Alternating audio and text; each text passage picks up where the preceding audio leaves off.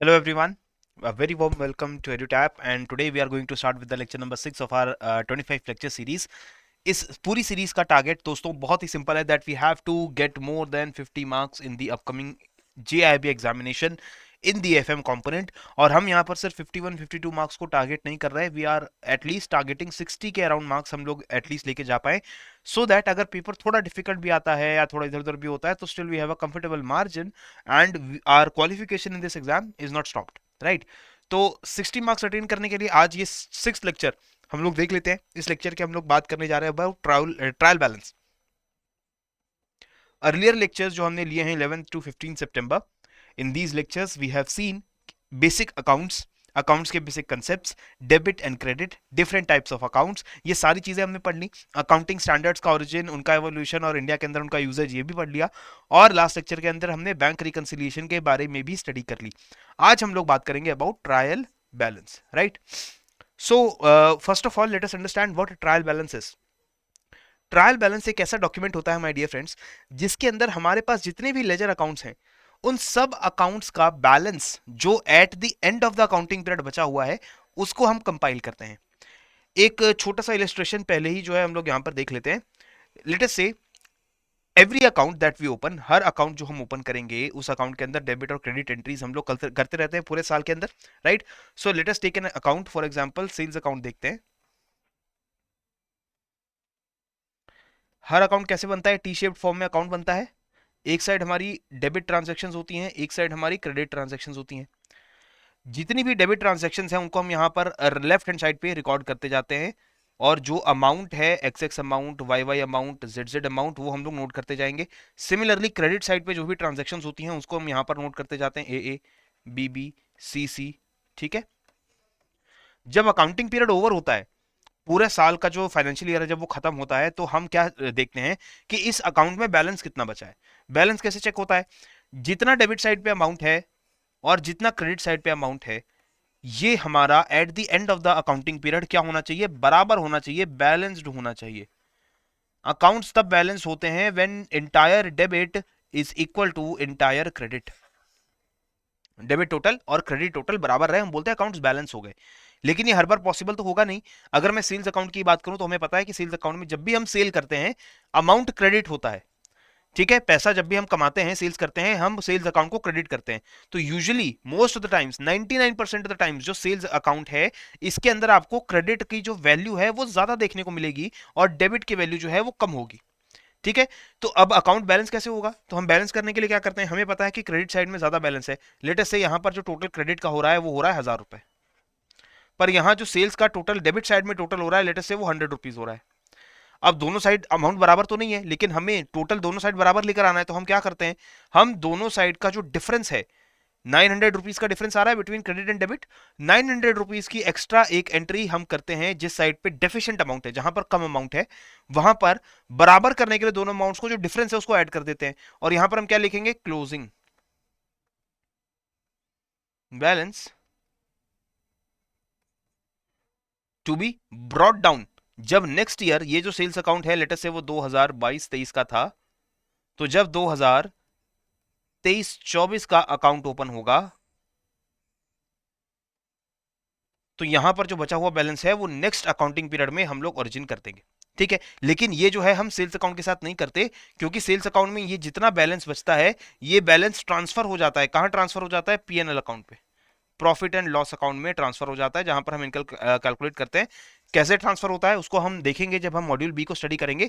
लेकिन जितने भी रियल एंड पर्सनल अकाउंट्स होते हैं, all the real account and all the personal accounts, ये सभी अकाउंट्स जो हैं उनमें जो बैलेंस बचता है at the end of the accounting period, वो नेक्स्ट अकाउंटिंग पीरियड के स्टार्ट में, यहां पर मेरा क्लोजिंग बैलेंस कहां बचा? डेबिट साइड पे, तो नेक्स्ट ईयर क्रेडिट साइड पे हमारा ओपनिंग सॉरी क्लोजिंग बैलेंस है, तो यहां पर ओपनिंग बैलेंस आएगा, कितना आएगा? 900 रुपए। क्योंकि यही 900 रुपए जो थे वो एक्स्ट्रा अभी बचे हुए थे क्रेडिट साइड पे, और नेक्स्ट ईयर में वो क्रेडिट साइड पे पहली एंट्री में ही वो ऐड हो जाएंगे, ठीक है। तो इस तरीके से ये जो बैलेंस बचता है ना इसको हम बोलते हैं बैलेंस। जिस साइड का टोटल ज्यादा है उस साइड का हम कहते हैं बैलेंस बचा है अकाउंट के अंदर। तो सेल्स अकाउंट में यहां पर क्रेडिट बैलेंस बचा है। सिमिलरली एसेट अकाउंट्स के अंदर, रियल अकाउंट्स के अंदर यूजुअली डेबिट बैलेंस बचा होता है। पर्सनल अकाउंट्स में आपका डेबिट या क्रेडिट कोई भी बैलेंस बचा हो सकता है। तो ये जितने बैलेंस बचते हैं, इन बैलेंसेस को हम लोग ट्रायल बैलेंस के अंदर कंपाइल करके इकट्ठा करके लेकर आते हैं।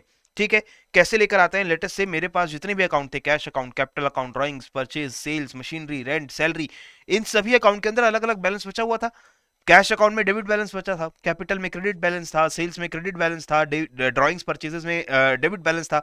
हम क्या करेंगे, सभी अकाउंट्स के अंदर जितना भी बैलेंस बचा हुआ है उस बैलेंस को टोटल करेंगे, जितना डेबिट का बैलेंस है उसको टोटल करेंगे, जितना क्रेडिट का बैलेंस है उसको टोटल करेंगे। ये अगर दोनों बराबर आता है तो हम मानकर चलते हैं कि हमारा सारा अकाउंट जो है वो करेक्टली मेंटेन है, कोई मिस्टेक नहीं है।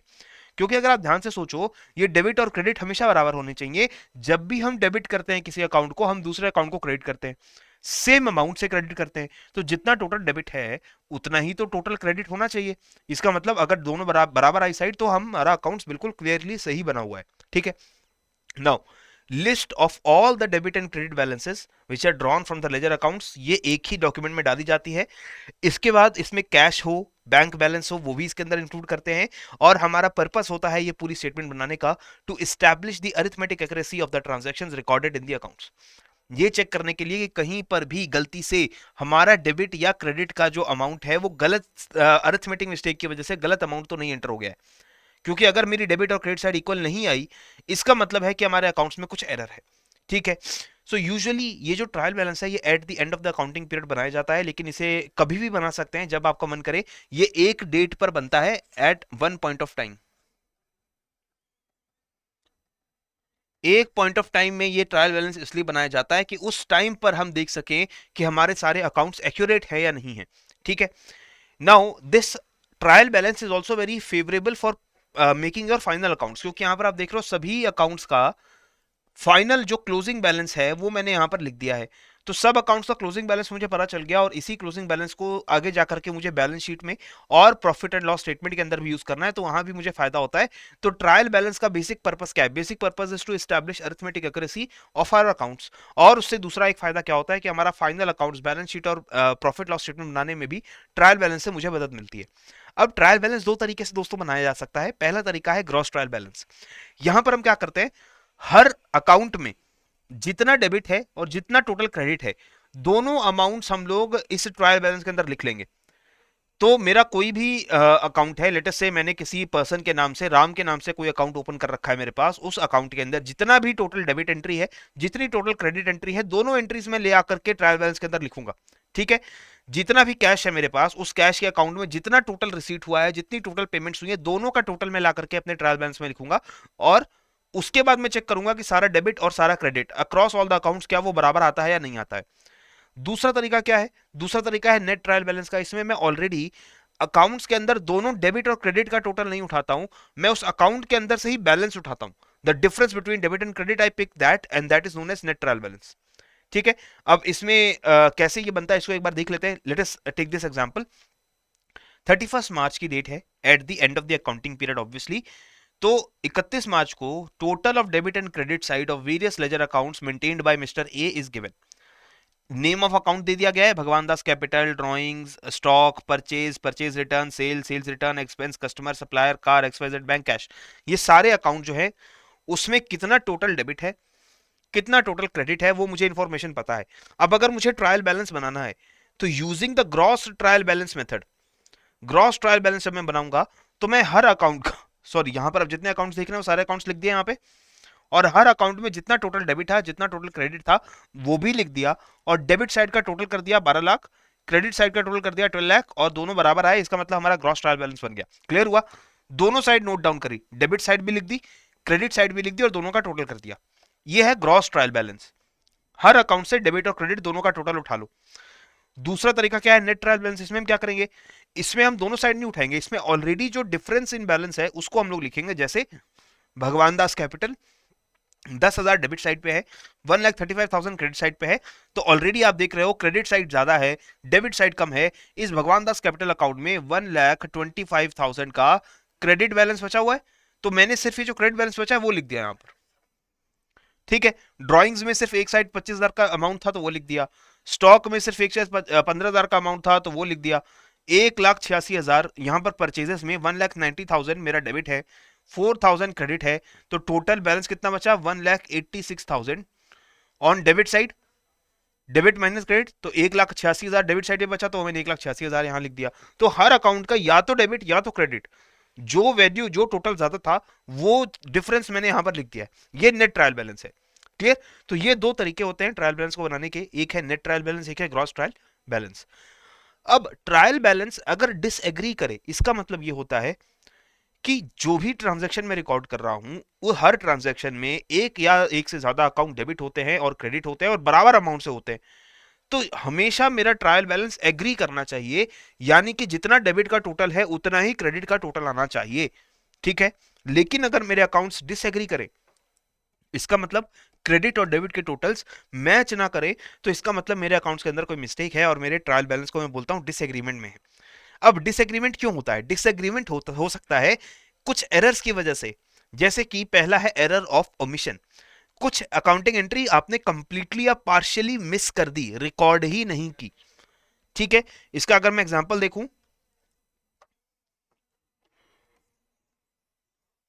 Let me erase that for a second. तो कोई भी अगर मैंने एंट्री कंप्लीटली मिस आउट कर दी है, तो उससे क्या होगा, मैंने अगर कंप्लीटली मिस आउट कर दी तो वो ट्रांजैक्शन तो मेरी रिकॉर्ड ही नहीं होगी। मैंने सेल किया सामान को, ठीक है, और मैंने 2,000 रुपए की कैश सेल की है, तो मेरी अकाउंटिंग एंट्री क्या बननी चाहिए?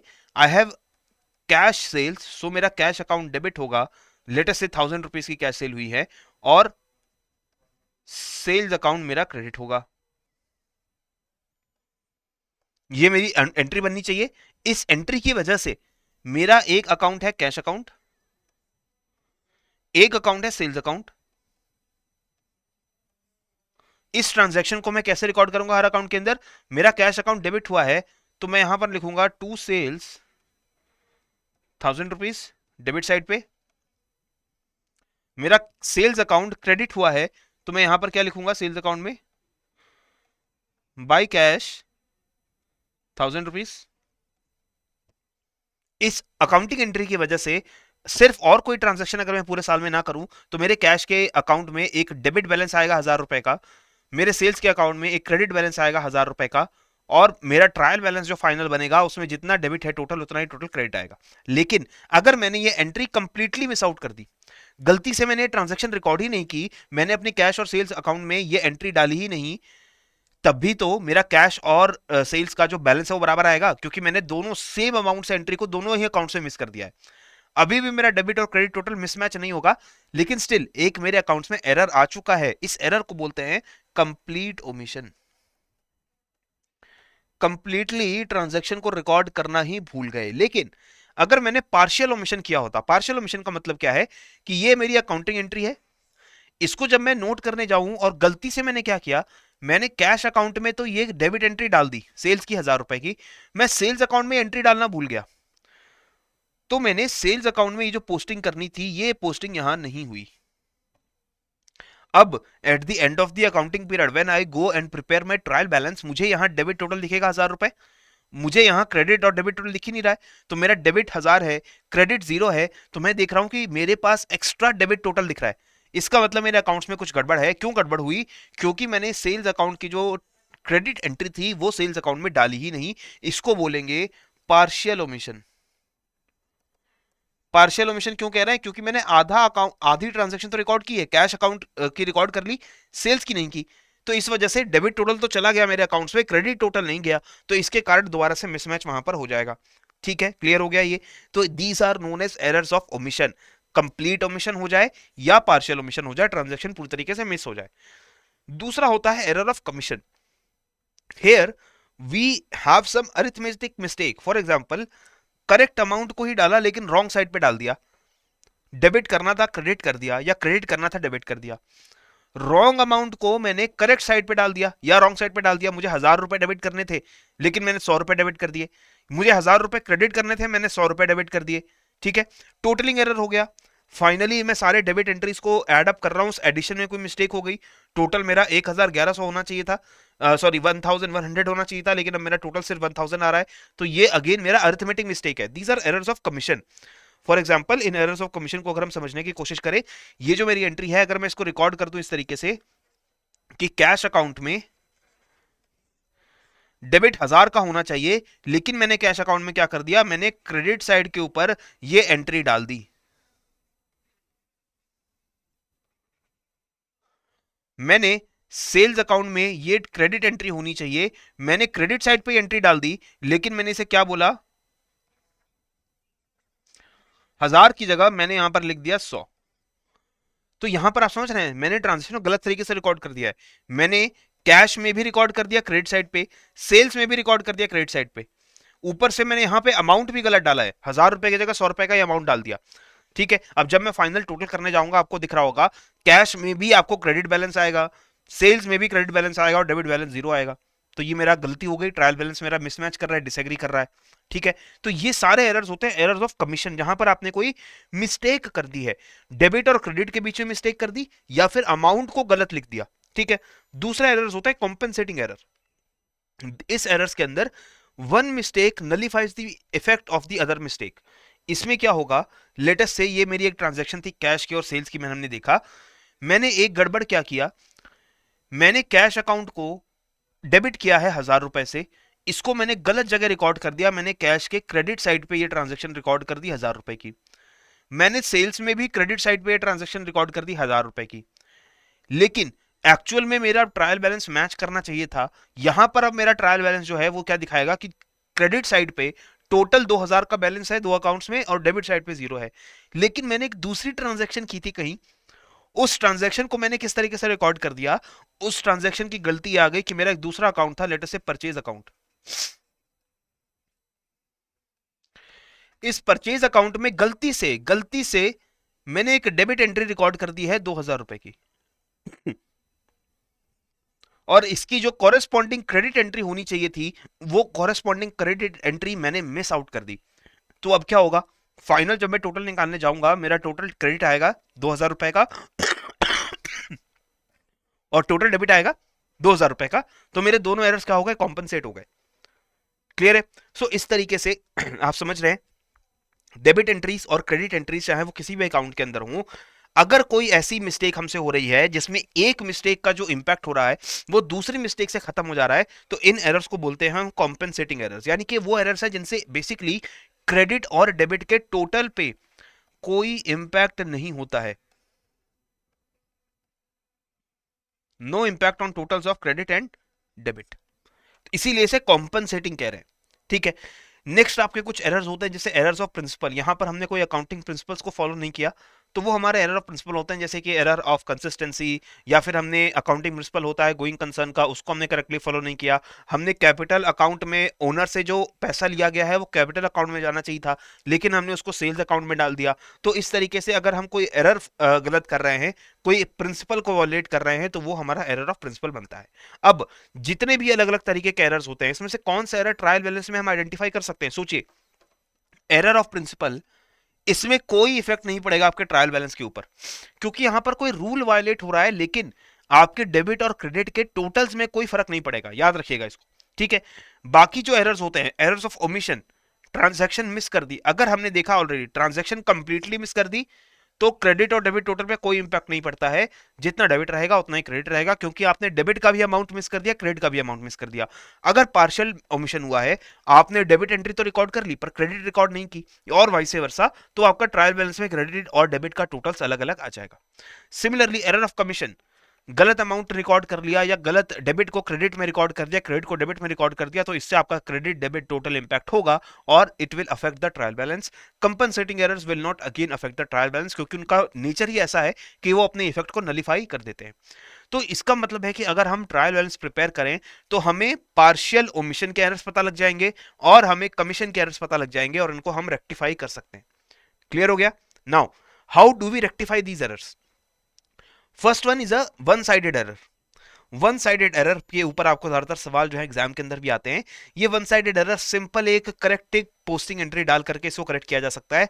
जैसे वन साइडेड एरर क्या होते हैं, जहां पर सिर्फ एक अकाउंट में, वन अकाउंट में आपका एरर जो है वो हुआ है। For example, rent was paid ₹100 but it is posted as ₹1000। आपने 100 रुपए का रेंट दिया, लेकिन गलती से आपके अकाउंट में वो 1000 रुपए का रेंट वो पोस्ट हो गया। तो जो आपका रेंट अकाउंट है कुछ इस तरीके से दिखेगा। रेंट आपने जब पे किया होगा तो उसकी अपनी अकाउंटिंग एंट्री क्या बनाई होगी? अकाउंटिंग एंट्री ध्यान से देखो, जो जर्नल एंट्री है, जर्नल एंट्री मतलब कि ओरिजिनल एंट्री जो आपने बनाई होगी वो क्या होगी? Rent account debit by 100 rupees. और रेंट पे किससे किया? कैश से पे किया। Cash account credit 100 rupees. अब ये दोनों एंट्री रेंट और कैश अकाउंट में भी पोस्ट होगी, तो रेंट अकाउंट में जाएगी तो 100 रुपए पोस्ट होनी चाहिए थी, कैश अकाउंट में भी पोस्ट होनी चाहिए थी 100 रुपए की। तो कैश अकाउंट में तो सही पोस्ट हो गई। कैश अकाउंट का ये डेबिट साइड है, ये क्रेडिट साइड है, और कैश में क्रेडिट साइड पे लिख दिया बाय रेंट अकाउंट 100। लेकिन जब रेंट अकाउंट में एंट्री डालने की बात आई तो मैंने यहां 100 की जगह क्या डाल दिया? 1000 डाल दिया। So this is a one sided error, because only one account में मैंने मिस्टेक की है, नेक्स्ट जो सेकंड अकाउंट है उसमें मैंने कोई गलती नहीं की है। ठीक है, अब ये गलती बहुत इजीली करेक्ट हो जाएगी जब हमें पता चल गया कि हमने यहां पर एक्स्ट्रा अमाउंट जो है वो डाल दिया है। करेक्ट एंट्री मेरी क्या होनी चाहिए थी? ये तो गलत एंट्री है, करेक्ट एंट्री होनी चाहिए थी कैश में रेंट अकाउंट डेबिट हुआ है 100 रुपए का। इसका ये सिंपल मतलब है कि मुझे 100 रुपए की जगह 1000 रुपए डेबिट कर दिए, 900 रुपए का एक्स्ट्रा डेबिट किया है मैंने, 900 रुपीज एक्स्ट्रा डेबिट कर दिए। उसे करेक्ट करना है तो 900 रुपीज क्रेडिट कर दो और उसकी सिंपल एंट्री बनाओ बाय एक्सेस डेबिट। क्योंकि मैंने गलती से ज्यादा एक्सेस डेबिट डाल दिया था, ज्यादा डेबिट अमाउंट डाल दिया था, उतने ही अमाउंट का मैं क्रेडिट कर दे रहा हूं ताकि मेरे डेबिट और क्रेडिट टोटल सेम हो जाए। पहले मेरा क्या होने वाला था? क्रेडिट और डेबिट टोटल मेरा एक्चुअली होना चाहिए था डेबिट बैलेंस 100, सिर्फ डेबिट बैलेंस 100 का आना चाहिए था। ठीक है, लेकिन मैंने डेबिट बैलेंस क्या डाल दिया? 1000 का। तो यहां पर मेरा डेबिट बैलेंस कितना आ रहा है? 1000। तो मैं क्या करता हूं, एक और एंट्री डालूंगा, वहां बाय एक्सेस डेबिट में 900 रुपीज की एंट्री डाल देता हूं, so that on debit side my total is 1000। ये तो एंट्री 1000 की डाली रखी है मैंने, 1000 का एंट्री है, और क्रेडिट साइड पे मैंने एक और एंट्री डाल दी 900 की। तो टोटल अगर बैलेंस देखेंगे तो दोबारा कितना आएगा? डेबिट साइड पे बैलेंस बचेगा 100 रुपए का। राइट, सो ये मेरी करेक्ट एंट्री है, ये मेरी एंट्री है जो एक्चुअली बननी चाहिए थी। यहां तक पहुंचने के लिए मैंने इस गलत एंट्री के साथ क्या किया? मैंने एक एक्स्ट्रा एंट्री डाली रेंट अकाउंट में bye access debit rupees 900। Clear हो गया? तो इस तरीके से जब भी वन साइडेड अकाउंट में कोई दिक्कत होगी तो उस अकाउंट के अंदर जाकर के हम करेक्ट एंट्री क्या है वो डाल देंगे। दूसरा तरीका क्या है? टू साइडेड एरर हो सकते हैं, more than two accounts they can get impacted. Right, और इस एरर को सही करने के लिए हमें एक रेक्टिफिकेशन की अलग से एंट्री बनानी पड़ती है। For example, goods purchase from Sohan Lal they were wrongly recorded in the sales register. गड़बड़ क्या हुई है? हमने सामान खरीदा है, किससे खरीदा? सोहनलाल जी से, लेकिन हमें इसे परचेज अकाउंट में डालना था, लेकिन हमने सेल्स अकाउंट के अंदर रिकॉर्ड कर दिया। गलत एंट्री क्या हो गई? Sohanlal account is debited by 500, sales account is credited by 500। Actual entry मेरी क्या बननी चाहिए थी? ये तो गलत एंट्री है, ये सेल्स में चली गई। एक्चुअल एंट्री होनी चाहिए थी कि purchase account debit by 500 and Sohanlal account credit bye 500 rupees. This is the correct entry. तो मुझे यहां से यहां पहुंचना है, कैसे पहुंचेंगे?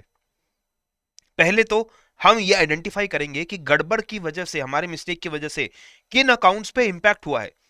यहां पर 3 अकाउंट्स के ऊपर इंपैक्ट होता हुआ मुझे दिख रहा है। कैसा इंपैक्ट है? सेल्स अकाउंट का कोई ट्रांजैक्शन नहीं था, लेकिन सेल्स में हमने 500 रुपए का क्रेडिट कर दिया, तो ये 500 रुपए का क्रेडिट सेल्स से रिवर्स करना पड़ेगा। राइट, क्रेडिट को रिवर्स करने का क्या तरीका है? डेबिट कर दो। तो सेल्स में अगर मैं 500 का डेबिट कर दूं तो मेरा सेल्स अकाउंट सही हो जाएगा। ठीक है, परचेज अकाउंट में 500 रुपए का डेबिट होना चाहिए था, लेकिन परचेज अकाउंट में कुछ भी नहीं हुआ, परचेज अकाउंट में कोई एंट्री नहीं हुई। तो परचेज अकाउंट को अगर सही करना है तो परचेज अकाउंट में मैं 500 रुपए का डेबिट कर दूं, परचेज अकाउंट सही हो जाएगा। ठीक है, सोहनलाल जी का अकाउंट जो है, इसको क्रेडिट होना था 500 से, लेकिन ये डेबिट हो गया है 500 से। This account entry has been debited by 500 instead of being credited. तो इसका ये मतलब है कि अगर सोहनलाल जी के अकाउंट को मैं 1000 रुपए से क्रेडिट कर दूं, 1000 रुपए से क्रेडिट कर दूं, तो ये एक्स्ट्रा 500 का डेबिट कैंसिल हो जाएगा और बचे हुए 500 क्रेडिट साइड में चले जाएंगे। तो एंट्री मेरी क्या बनेगी?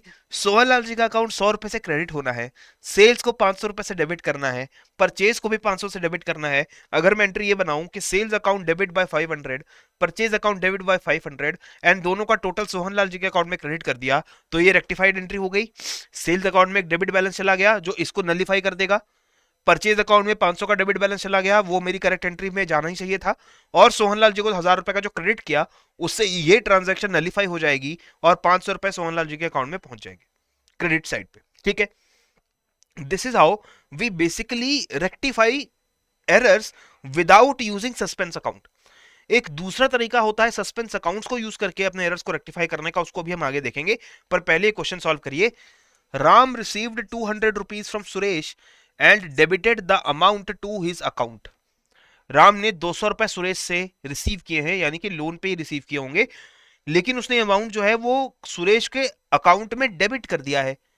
लेकिन उसको एक्चुअली में क्या करना चाहिए था, उसे क्रेडिट करना चाहिए था। सो ये जो ट्रांजैक्शन है इसकी करेक्ट एंट्री क्या होती? करेक्ट एंट्री में आपको पता है दोनों पर्सनल अकाउंट इंपैक्ट हो रहे हैं, तो what we do, we debit the receiver, we credit the giver. तो अगर मैं करेक्ट एंट्री की बात करूं राम के पॉइंट ऑफ व्यू से, राम के पॉइंट ऑफ व्यू से हम दोनों एंट्रीज की बात कर लेते हैं। राम ने 200 रुपए रिसीव किए हैं, किससे किए हैं? सुरेश से किए हैं। तो राम के लिए कैश को डेबिट कर देता हूं 200 से, और सुरेश के अकाउंट को क्रेडिट कर देता हूं 200 से। ये करेक्ट एंट्री है।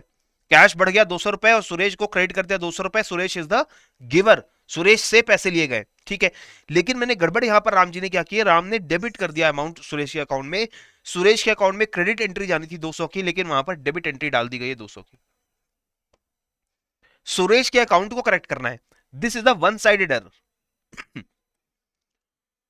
क्योंकि यहां पर कैश अकाउंट में कोई भी दिक्कत नहीं है, कैश अकाउंट जो है वो बिल्कुल ठीक है, उसने बस सुरेश के अकाउंट में क्रेडिट की जगह डेबिट एंट्री डाल दी है।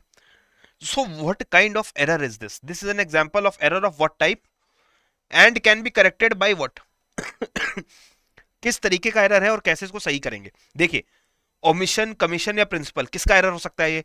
क्या ये ओमिशन का एरर है? क्या मैंने ट्रांजैक्शन को रिकॉर्ड करना मिस कर दिया है? नहीं, मिस तो नहीं किया मैंने बस क्रेडिट की जगह डेबिट कर दिया है।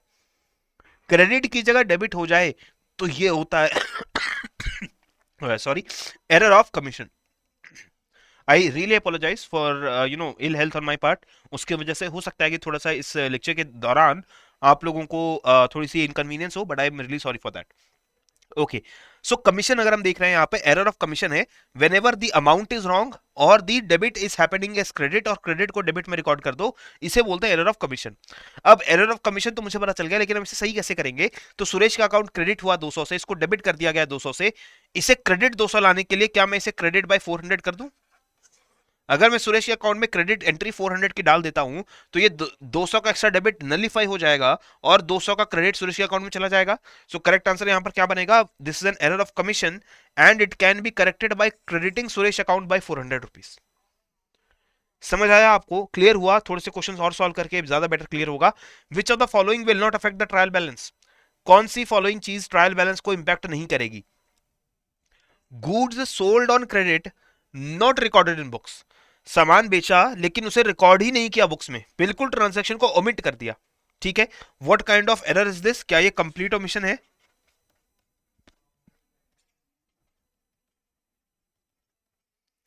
Overstating of sales register. Sales register में ओवर स्टेटिंग कर दी है। ओवर स्टेटिंग का मतलब है कि 1000 रुपए की सेल्स हुई थी, उसको 10,000 रुपए की दिखा दिया गया है। सो ये क्या है? एरर ऑफ कमीशन है, ठीक है। Rent account credited instead on debit. Rent account को डेबिट करते हैं हमेशा जब भी हम रेंट पे करते हैं, लेकिन मैंने यहां पर उसे क्रेडिट कर दिया। ये क्या है? एरर ऑफ कमीशन है, डेबिट की जगह क्रेडिट हो गया है। Salary debited to the extent of half of amount. Salary जितनी डेबिट करनी थी उसके आधे अमाउंट की डेबिट की है। अगेन अमाउंट में गड़बड़ी, तो क्या ये एरर ऑफ कमीशन है?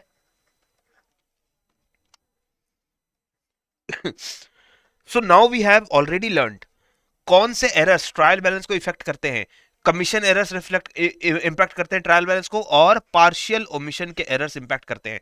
Complete omission plus compensating error plus errors of principle, they do not have any impact on trial balance, right. So इस वजह से करेक्ट आंसर क्या बता? Good sold on credit, they are not recorded in books, therefore it will not impact your trial balance. Clear? Next देखिए, what is suspense account. अब suspense account की बात कर लेते हैं। सस्पेंस अकाउंट को पहले समझ लो, एक छोटा सा अकाउंट होता है बुक कीपिंग का, जहां पर एंट्रीज को टेम्पररी बेसिस पे रखा जाता है before being permanently allocated to their proper place. मतलब क्या है? अभी हमने देखा ना ट्रायल बैलेंस के अंदर जब हम एरर्स को देखेंगे, डेबिट और क्रेडिट साइड में अगर मिसमैच हुआ, डेबिट साइड ज्यादा दिख रही है, क्रेडिट साइड कम दिख रही है, तो देखो मुझे पता चल गया कि ट्रायल बैलेंस में गड़बड़ है, डेबिट साइड या क्रेडिट साइड का बैलेंस में कहीं ना कोई एंट्री मैंने गलत डाल दी है।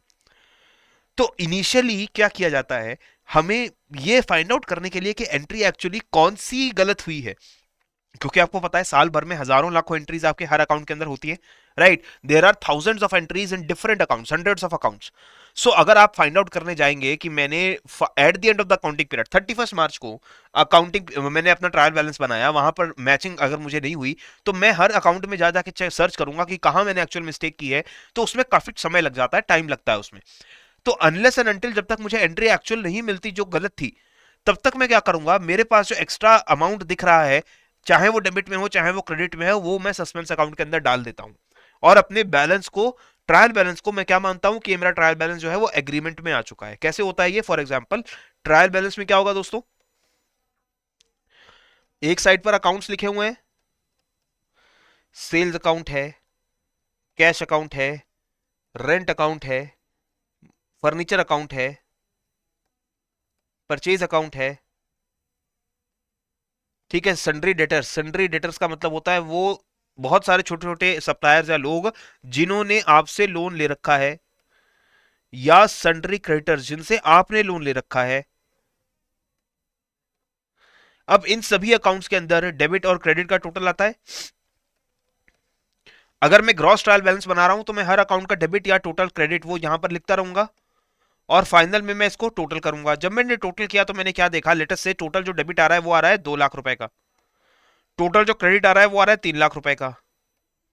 सो I know that both sides are mismatching, right?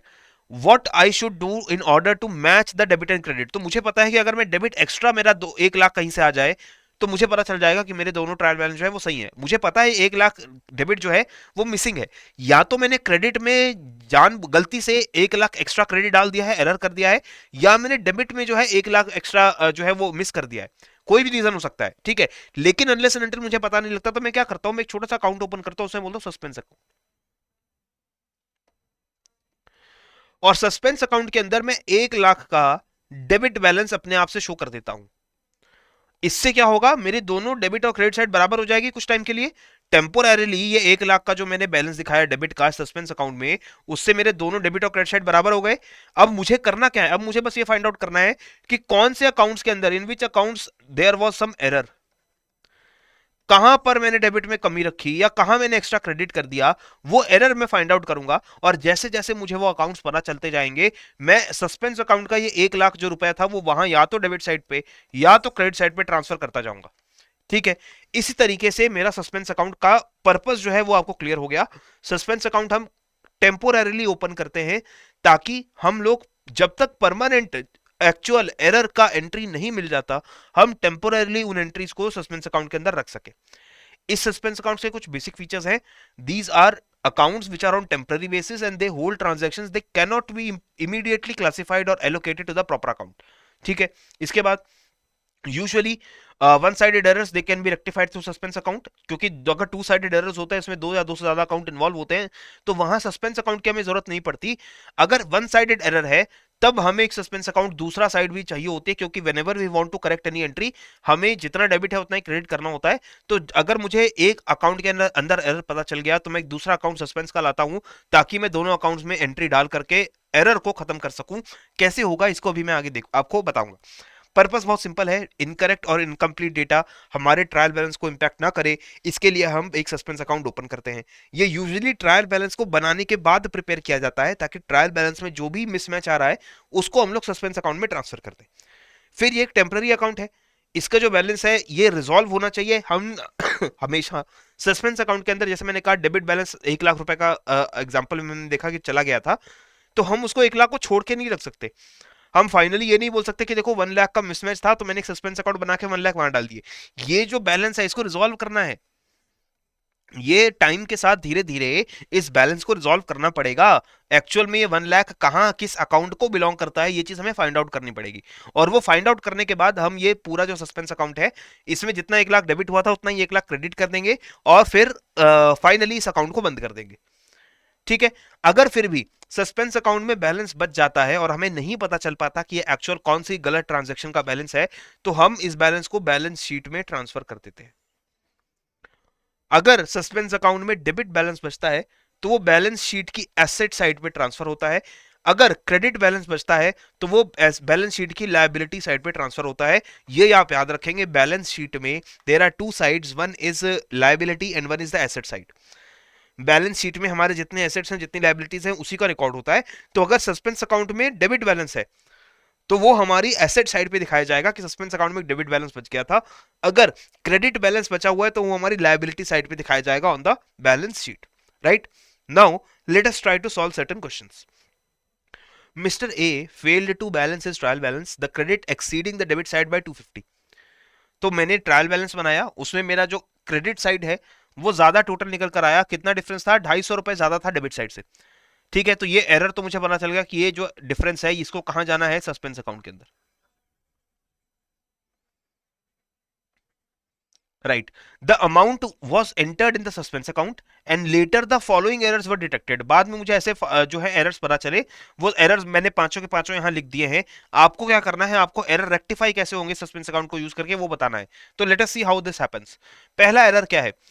Goods amounting to 620 rupees sold to Loya company were correctly entered in sales book but posted to account as 260। तो मैंने 620 का सामान बेचा लोहिया कंपनी को, इसको सेल्स बुक में करेक्टली रिकॉर्ड कर दिया, सेल्स दिखा दी 620 रुपए की। लेकिन अकाउंट में जब पोस्ट करने की बात आ रही थी, यानी कि लोहिया कंपनी के अकाउंट में पोस्ट करने की बात आ रही थी, तो हमने 620 की जगह 260 का जो है पोस्टिंग वो कर दिया।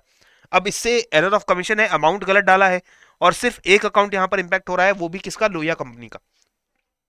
तो यहां पर एंट्री मेरी क्या करेक्ट बननी चाहिए थी? वो ये थी, लोहियाज अकाउंट को डेबिट करना था 620 से और सेल्स अकाउंट को क्रेडिट करना था 620 से। लेकिन मैंने एंट्री क्या की? जब मैंने लोहिया अकाउंट के अंदर इसको एंट्री को पोस्ट किया, मैंने 620 की जगह 260 की पोस्टिंग कर दी। ये गलत है, अब इसको सही करना है। सॉरी, सही करने के लिए रेक्टिफिकेशन एंट्री मेरी क्या बनेगी? लोहिया के अकाउंट को 360 रुपीज से अगर मैं डेबिट कर दूं और सस्पेंस अकाउंट को 360 रुपीज से अगर क्रेडिट कर दूं, तो क्या मेरे अकाउंट बैलेंस हो जाएंगे? क्योंकि इस 260 के डेबिट को मुझे 620 का करना है, तो 360 रुपीज का डिफरेंस है दोनों के बीच में, तो मैं 360 का एक्सेस डेबिट कर देता हूं लोहिया अकाउंट में। अब ये अगर लोहिया अकाउंट में एक्सेस डेबिट हो रहा है तो किसी अकाउंट में क्रेडिट होगा, वो अकाउंट कौन सा होगा? वो अकाउंट होगा सस्पेंस अकाउंट। तो मैंने सस्पेंस अकाउंट में 360 क्रेडिट कर दिया और लोहिया के अकाउंट में डेबिट कर दी। क्लियर? तो मेरा सस्पेंस अकाउंट अब क्या बन गया? सस्पेंस अकाउंट में एक क्रेडिट एंट्री आ गई, सस्पेंस अकाउंट क्रेडिट हुआ है 360 रुपए का। याद रखिए, सस्पेंस अकाउंट में एक डेबिट एंट्री ऑलरेडी है। हमने देखा है ना सस्पेंस अकाउंट में, यहां पर हमने देखा credit side exceeding the debit side, तो यहां पर सस्पेंस अकाउंट में एक 250 रुपए जो है वो क्रेडिट में ज्यादा दिख रहा था। तो मैंने एक अकाउंट ओपन किया सस्पेंस अकाउंट, जिसमें मैंने डेबिट साइड पे 250 रुपए ट्रांसफर कर दिए। यही तो हमने देखा था ना अभी ट्रायल बैलेंस जब हम बना रहे हैं। मैंने देखा ये डेबिट साइड है, ये क्रेडिट साइड है। जो भी डेबिट साइड पे बैलेंस था एबीसीडी, क्रेडिट साइड पे एबीसी प्लस 250 था, क्रेडिट साइड पे ज्यादा बैलेंस था। तो मैंने एक नया ओपन अकाउंट किया सस्पेंस अकाउंट, और उसमें मैंने डेबिट बैलेंस दिखाया 250 का। तो मुझे पता है कि सस्पेंस अकाउंट में एक डेबिट बैलेंस ऑलरेडी है 250 रुपीज का, यहां पर एक 250 रुपीज का डेबिट बैलेंस भी है अभी, वो मैं यहां पर शो नहीं कर रहा हूं, बट वो एक डेबिट बैलेंस है। क्लियर? नेक्स्ट एरर क्या हुआ है देखिए, goods amounting to 75 rupees were sold to Varun for cash. 75 रुपए के गुड्स थे और वो वरुण को बेचे, कितने में बेचे? कैश में बेचे। And correctly entered in the cash book, cash book में सही एंट्री कर दी बिल्कुल, but the amount was wrongly credited to Varun. मैंने क्या गड़बड़ कर दिया? मैंने सेल की है लेकिन मैंने इसको क्रेडिट कर दिया है वरुण को। मुझे एक्चुअल में करेक्ट एंट्री बनानी चाहिए थी। यहाँ पे मैंने यहाँ पे एरर जो दो अकाउंट के इंपैक्ट किए हैं, पहला वरुण का अकाउंट गलत इंपैक्ट हुआ है यहाँ पर, और दूसरा सेल्स अकाउंट गलत इंपैक्ट हुआ है। क्योंकि मैंने क्या किया, goods amounting were sold to the Varun for cash, cash मेरे को 75 रुपए मिलना था, वो कैश बुक में तो मैंने करेक्ट डेबिट कर दिया। लेकिन ये जो वरुण को मुझे ये क्रेडिट एंट्री सेल्स में करनी चाहिए थी, वो क्रेडिट एंट्री मैंने वरुण के अकाउंट में कर दी है। तो मैंने ये मान लिया कि मुझे एक्चुअली सेल नहीं हुई है, मैंने वरुण को क्रेडिट में कैश दे दिया है, मैंने वरुण को लोन दे दिया है 75 रुपए का। ठीक है, तो ये एंट्री गलत क्या हुई? वरुण के अकाउंट में एंट्री चली गई क्रेडिट साइड में 75 रुपीज बाई कैश, ये वरुण के अकाउंट में ना जाकर के सेल्स के अकाउंट में जाना चाहिए था। तो एरर क्या इंपैक्ट हुआ? सेल्स अकाउंट में 75 रुपए कम क्रेडिट हुए हैं, ₹75 का क्रेडिट होना चाहिए था, वो हुआ ही नहीं। और वरुण के अकाउंट में कोई क्रेडिट नहीं होना चाहिए था, वहां पर एक्स्ट्रा क्रेडिट हो गया ₹75 का। तो मैं एक रेक्टिफिकेशन एंट्री बनाता हूं, मैं सेल्स अकाउंट को क्रेडिट कर दूंगा ₹75 से, वरुण के अकाउंट को डेबिट कर देता हूं ₹75 से, और ये मेरी एंट्री करेक्ट हो जाएगी।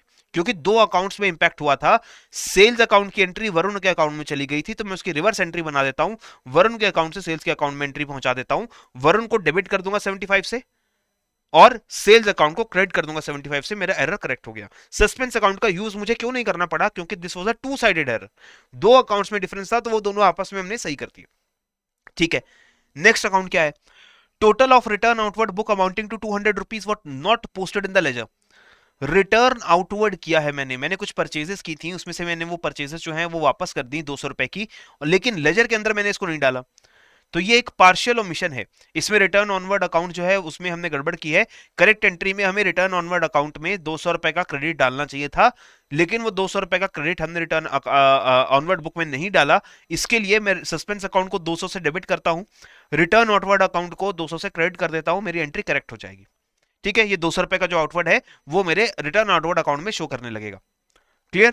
तो यहां पर हम देख रहे हैं एक डेबिट एंट्री आ गई 200 की, और एक पहले ही ₹360 की क्रेडिट एंट्री आ गई थी।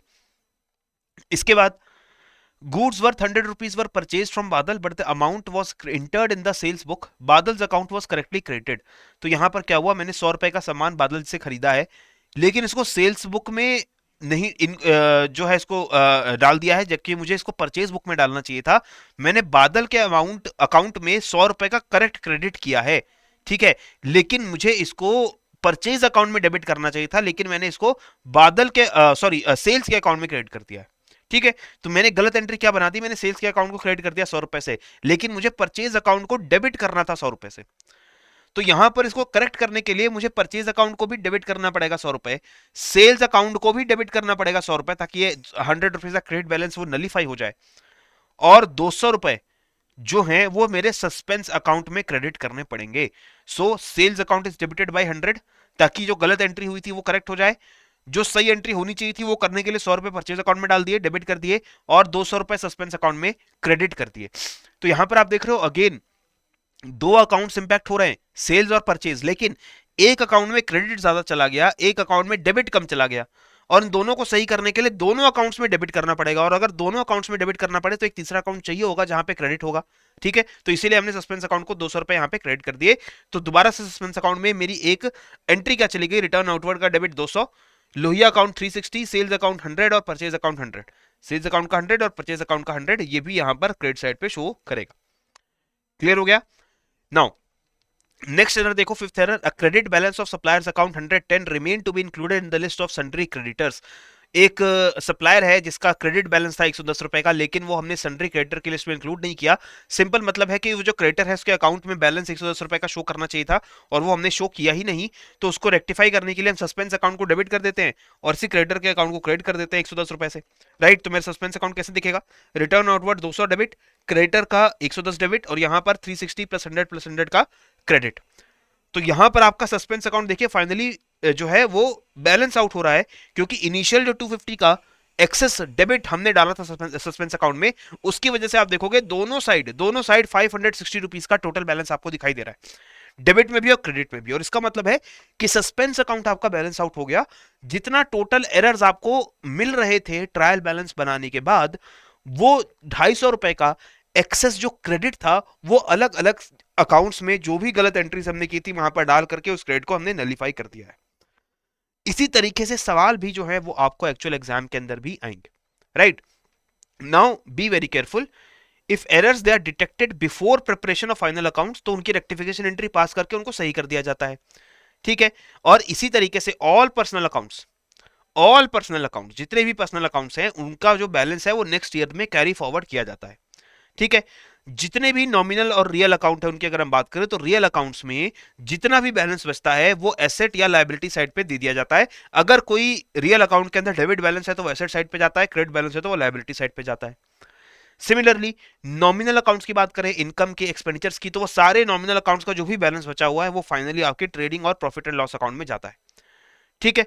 और इसी वजह से आप देखिए, अगर कोई आपको नॉमिनल अकाउंट्स में एरर पता चले नेक्स्ट ईयर्स में, यानी कि मुझे 31 मार्च को मैंने अपना ट्रायल बैलेंस बना दिया और मैंने अपनी फाइनल स्टेटमेंट्स बना दी, और नेक्स्ट ईयर मेरा स्टार्ट हो गया, और नेक्स्ट ईयर में जाके मुझे पता चला कि पिछले साल के अंदर नॉमिनल अकाउंट में कोई एरर था। अब मैं उसे कैसे सही करूंगा? उसे सही करने का मेरा टाइम जा चुका है, क्योंकि वो नॉमिनल अकाउंट्स के एरर लास्ट ईयर में ही हो चुके, और मैंने जो भी प्रॉफिट लॉस कैलकुलेट किया था लास्ट ईयर के अंदर, उसमें वो एरर क्रीप इन कर चुका है। राइट। सो अब मेरा करेक्ट करने का क्या तरीका है? मैं एक नया अकाउंट ओपन करता हूं, profit and loss adjustment account. ये अकाउंट सिर्फ इसलिए ओपन किया जाता है ताकि पास्ट ईयर्स के अंदर नॉमिनल अकाउंट्स में जो भी एरर हुए हैं, उन एरर्स को हम लोग profit and loss adjustment account के अंदर ट्रांसफर कर दें, ताकि हमें यह पता रहे कि करंट ईयर का प्रॉफिट एंड लॉस उससे इंपैक्ट नहीं हो रहा है। ठीक है। नाउ लेट अस solve one more question.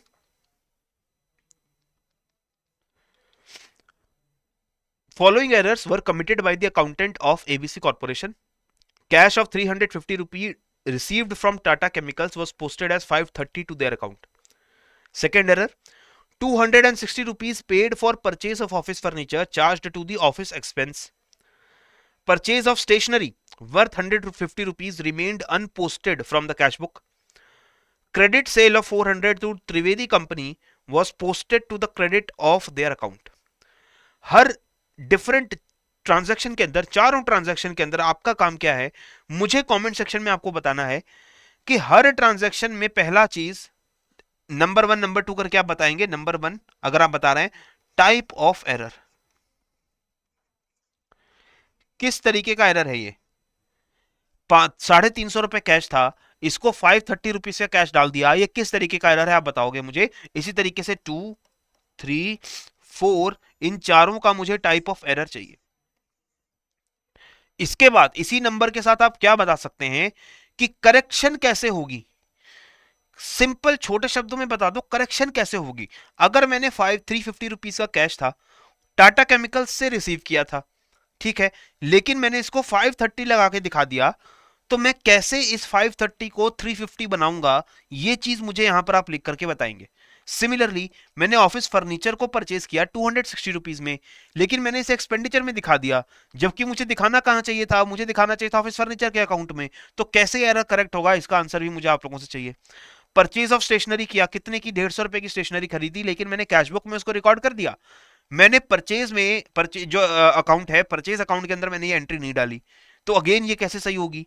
Credit sale हुई 400 रुपए की त्रिवेदी कंपनी को, लेकिन मुझे ये जो क्रेडिट सेल थी उसको डेबिट करना चाहिए था त्रिवेदी कंपनी के अकाउंट में, मैंने उसे क्रेडिट कर दिया, तो इसे कैसे करेक्ट करेंगे? I want the answers from all of you. चारों ट्रांजैक्शन का करेक्ट एंट्री कैसे बनेगा? राइट। फाइनल हम लोग डिस्कस कर लेते हैं accounting and adjusting and closing entries.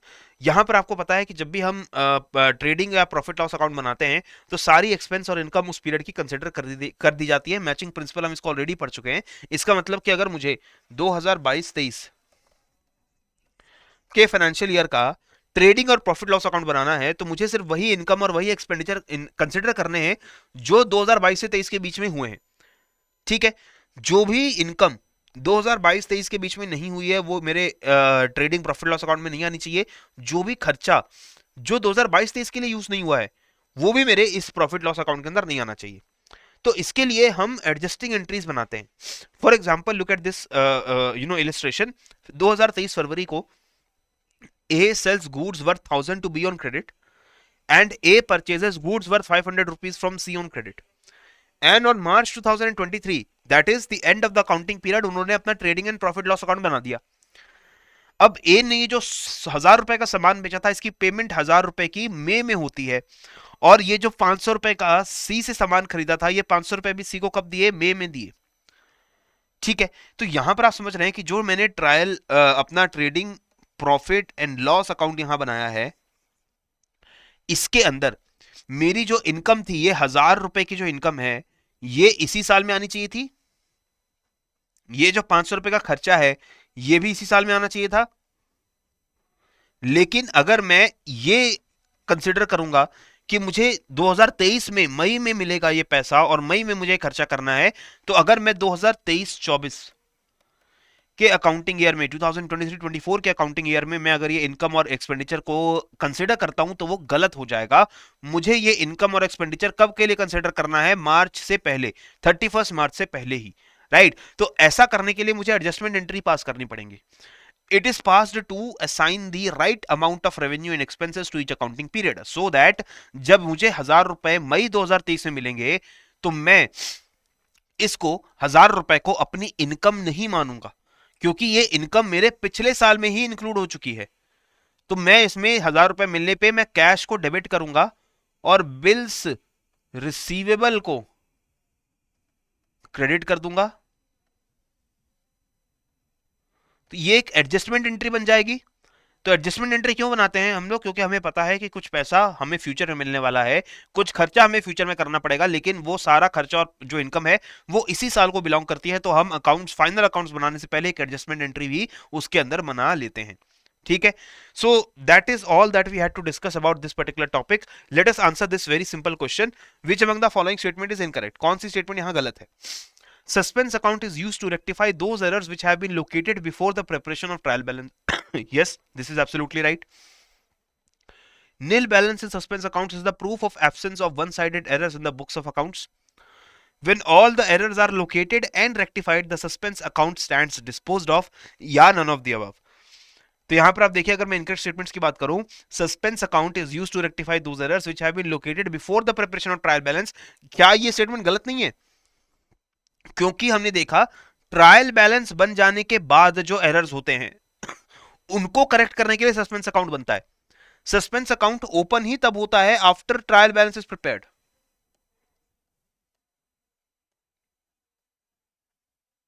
After trial balance is prepared our suspense account is open, and trial balance में जो भी एक्सेस डेबिट या एक्सेस क्रेडिट बैलेंस आ रहा है वो हमारा ट्रायल बैलेंस में शिफ्ट कर दिया जाता है। ठीक है, तो हमारी पहली स्टेटमेंट ही जो है वो यहां पर रॉन्ग हो जाएगी। नेक्स्ट देखिए, what will be a rectified journal entry if sales returns from Meghna of rupees 1600 were posted to her account as rupees 1000? Sales returns from मेघना 1600 रुपए की थी, लेकिन हमने मेघना के अकाउंट में इसको 1000 रुपए के तौर पे डाल दिया है। तो एक्चुअल में ये जो रियल ट्रांजैक्शन है वो किस तरीके से रिकॉर्ड होनी चाहिए थी? हमारा सेल्स सेल्स रिटर्न्स का जो अकाउंट है वो डेबिट होना था 1600 रुपए से,